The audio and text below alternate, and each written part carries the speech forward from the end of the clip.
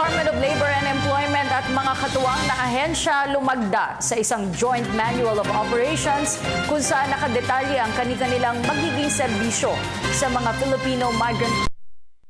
Ang ulat mula kay Ria Fernandez. Mas mapoprotektahan na ang ating mga overseas Filipino worker o OFW na kinikilala bilang modern-day heroes. Makalipas kasi ang 2 taon, buo na at pirmado na ng mga pinuno ng DFA, DOLE, DSWD, DOH, POEA at OWA ang Joint Manual of Operations.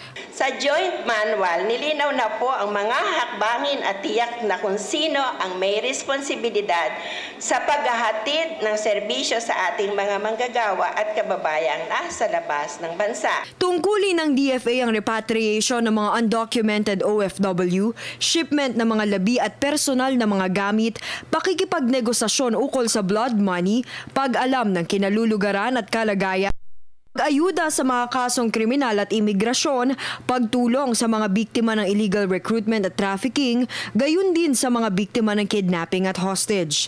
Mandato rin ang kagawaran na bumisita sa mga Pinoy na nasa kulungan at ospital at dumalo sa mga pagdinig sa korte at consular mission.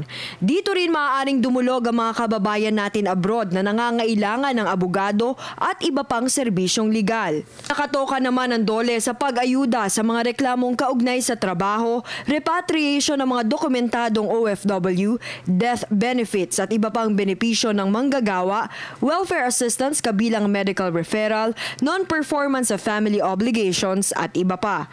Handog naman ng DSWD ang psychosocial services, pag-ayuda sa mga nasa crisis situation, partikular ang mga OFW at proteksyon ng mga kababaihan, bata at iba pang vulnerable groups.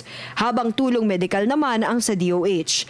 Matapos lagdahan ng manual, inaasahang ire-review at i-update ito ng mga ahensya kada 3 taon upang masigurong napapanahon ng mga nakasaad dito para sa mas maigting na proteksyon ng mga migranteng Filipino. Para sa Telebisyon ng Bayan, Ria Fernandez.